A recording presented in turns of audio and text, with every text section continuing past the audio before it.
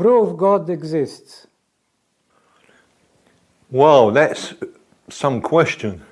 Prove God exists. How do you do that? You know, we can say God is everything, God is the architect, God is this, God. But how do you prove He exists? Well, it's a feeling, isn't it? You just know. Okay, let me think. I know your mother has left the earth, passed away. I need to ask you a question. Do you love your mother? Of course I love my mother. Prove you love your mother. I can't prove it. No, you can't prove it, but you know you love her. That love is real to you. Even though you can't prove it, you know. It's the same as, I know God exists. I know. I don't need proof. You know, if proof is what I have, I can look around by the very breath that I take into my body. You know, wow, it's so... I'm going to tell you a story that happened in Israel. And this was in front of about 8 or 9 witnesses. It was the last day I was working in Israel. It was on a Friday. And on the last day, we always went to a lovely restaurant on the beach. It was a summer's day, summer. So we was going to have dinner on the beach. Lovely restaurant. We got there was several tables on the beach. And 8 or 9 of us sitting around the long table. Not a cloud in the sky. It was about 8:30 in the evening, very warm.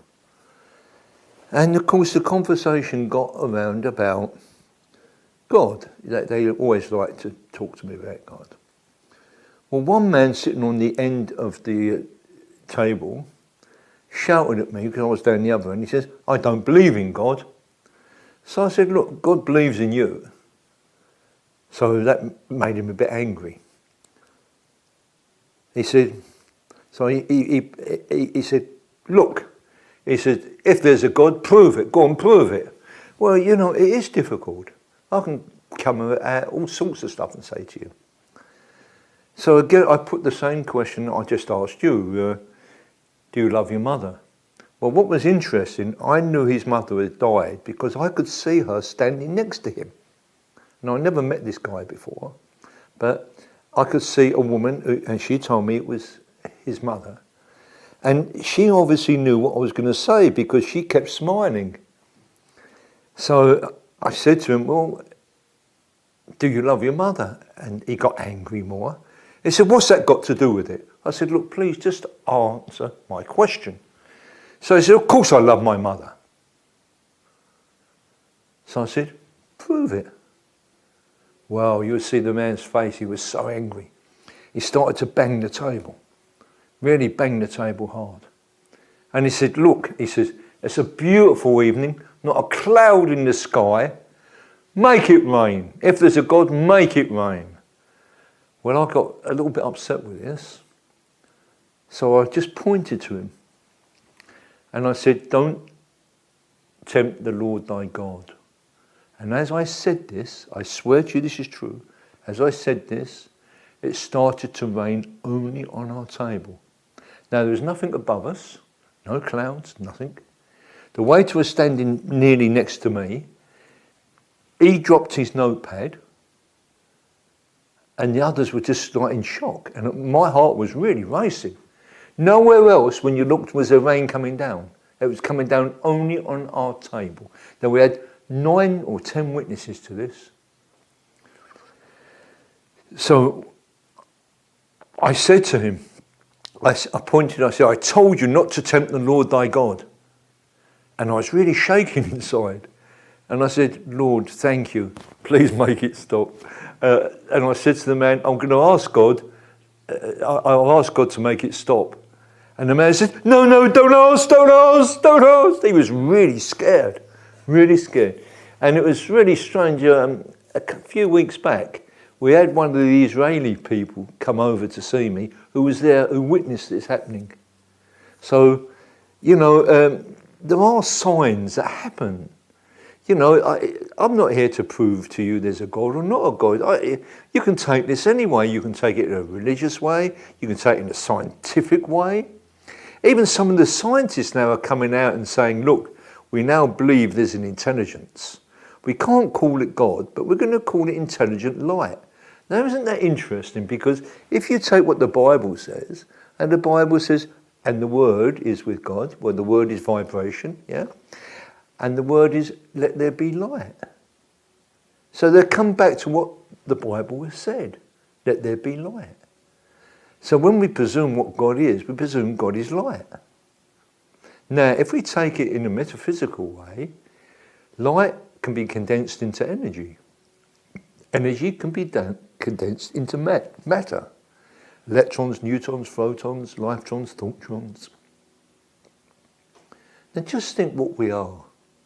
We're frozen pieces of light in creation. That's what we are, frozen pieces of light.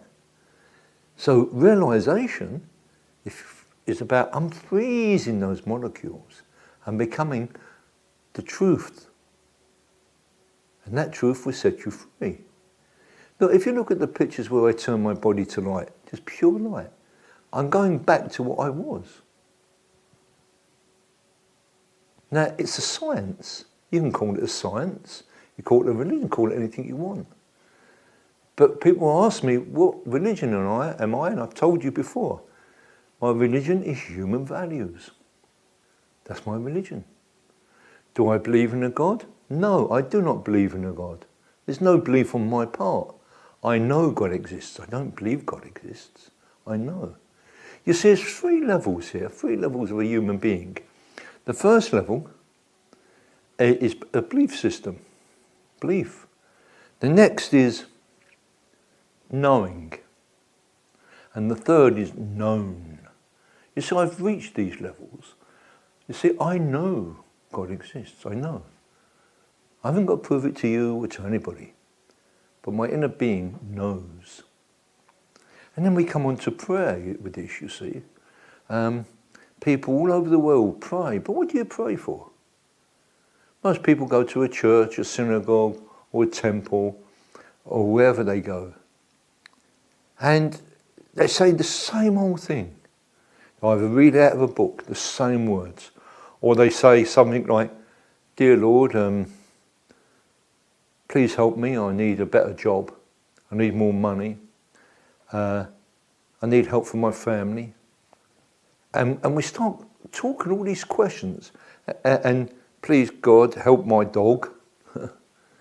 And then we say, oh, by the way, God, let's think of those people in Syria who are dying through bombs and devastation and starvation. You talk to God like he's an idiot, like he doesn't know. He doesn't know you, you've got to tell him. What you're saying is, God, you don't know me. I've got to tell you about me. And he certainly doesn't know about Africa or Syria because you need to tell him.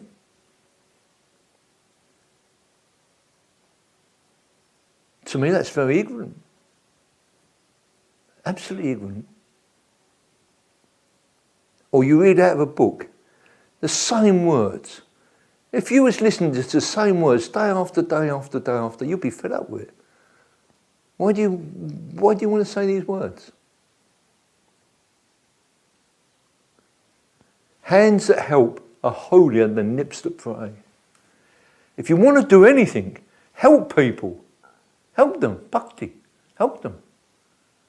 Just don't say you're going to help them. Help them.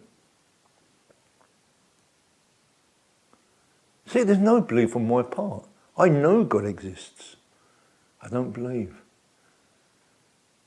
Now, if you want to go down the science route, of course we can go to physics and the quantum field. And this will give you some idea of what God, or the formless, if we call it the formless, how it has form. And if you look into that, you can see that if you take the whole earth as and human beings as a garden, and we are flowers in the garden, all different colours, all different sizes, different smells, but our root system is in the earth. We need the sunlight of spirituality to grow, to expand. Why is it so hard to be a good human being? Why? People talk of new ages. There's no new age. Look around you. There's more wars now than any other subject in the world, any other time. Man's inhumanity has just grown and grown and grown. Countries are greedier and greedier and greedier. Power and money. Power and money. And to hell with anybody else. Love is a very powerful word, my friend. How many times do people use it and don't really know the depth and meaning of it? It's very shallow with people. I love you. I love you. Action speaks louder than words. If you want to pray, do your prayer in action. Be useful. Help people. Love is a very powerful word. That's how I work. Love is an energy of truth, you see. That is what the energy is about. See, truth doesn't change. It can't change. It's permanent. It pervades everywhere. You give this truth a name, call it God, call it Elohim, Allah, any name you want to call it. Truth cannot and cannot change.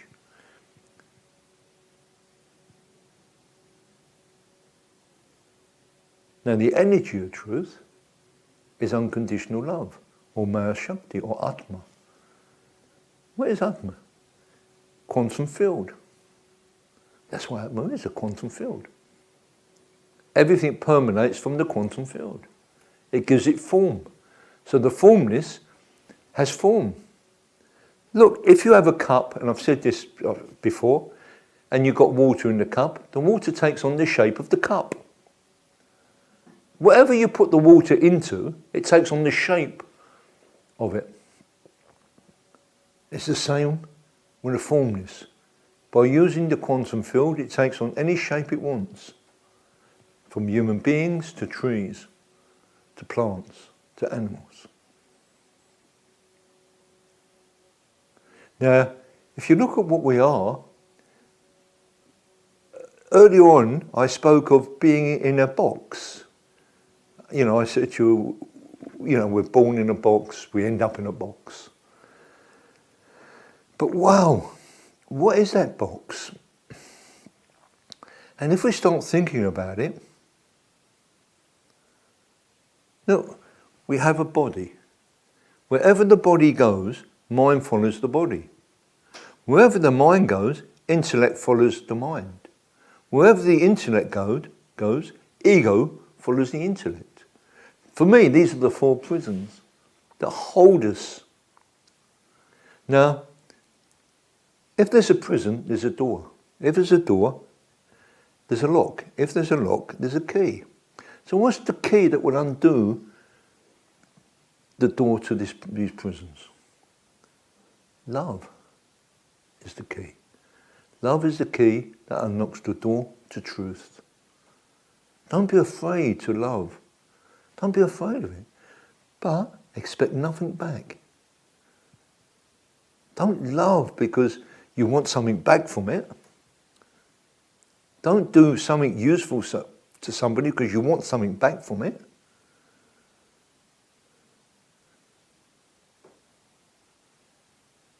Action speaks louder than the words. And hands that work are well holier than these things, lips that pray. Doesn't matter what you call yourself. We're all children of the one God, or the same source. If there's a battle going on in the war, and just say you've got Muslims and you've got Christians, Jews, And there's a massive explosion and all of them get blown to pieces.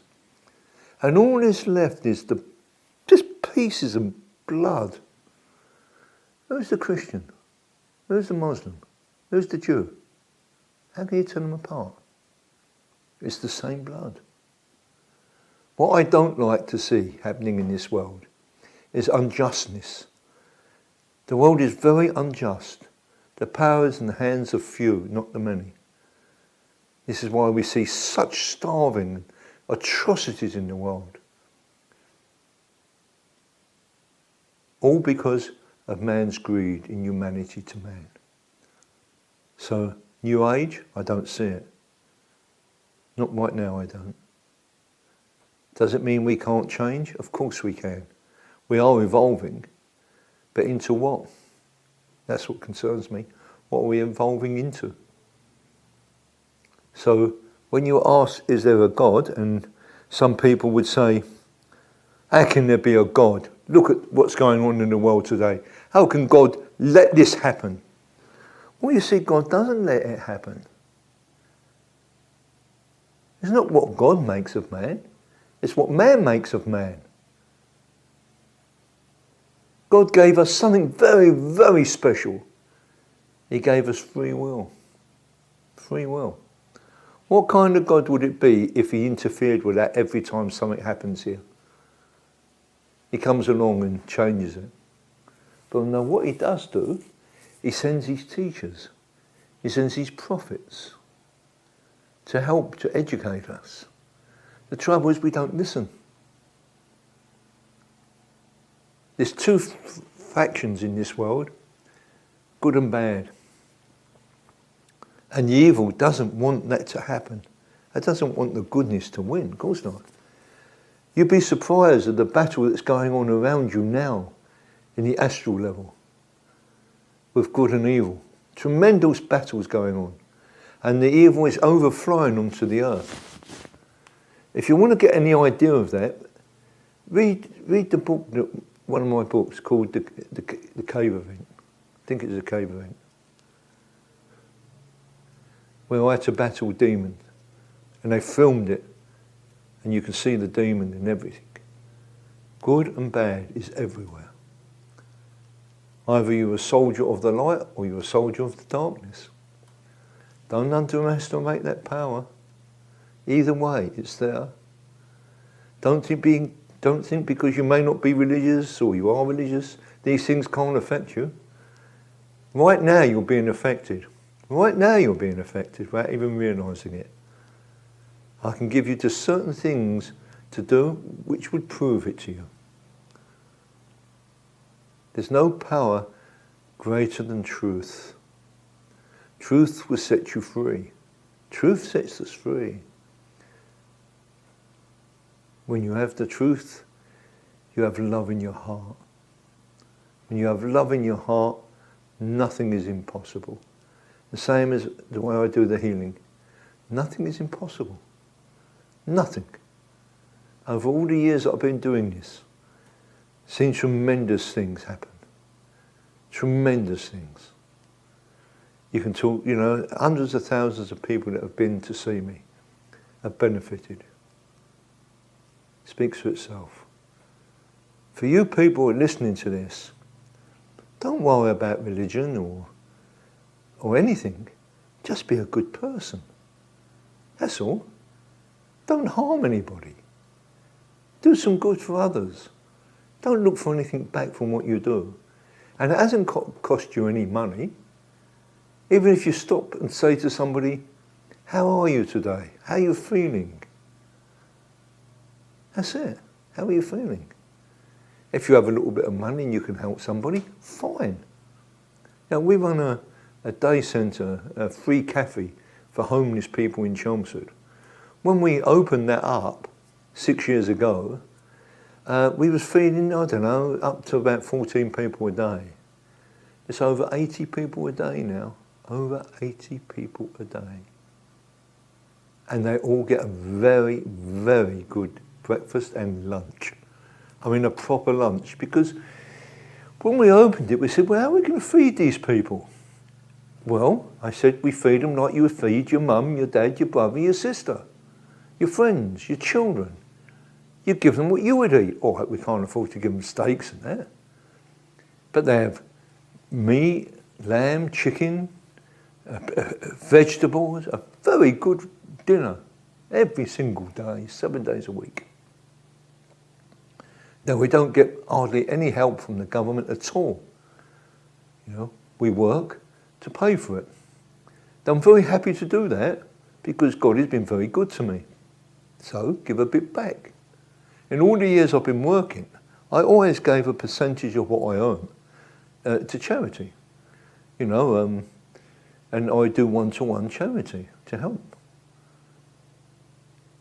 What I've found is the more that you give, the more God gives back to you. Now, for me, that's a positive way. Now, if you don't believe that, try it yourself. Try it yourself. See what happens. Well, thank you.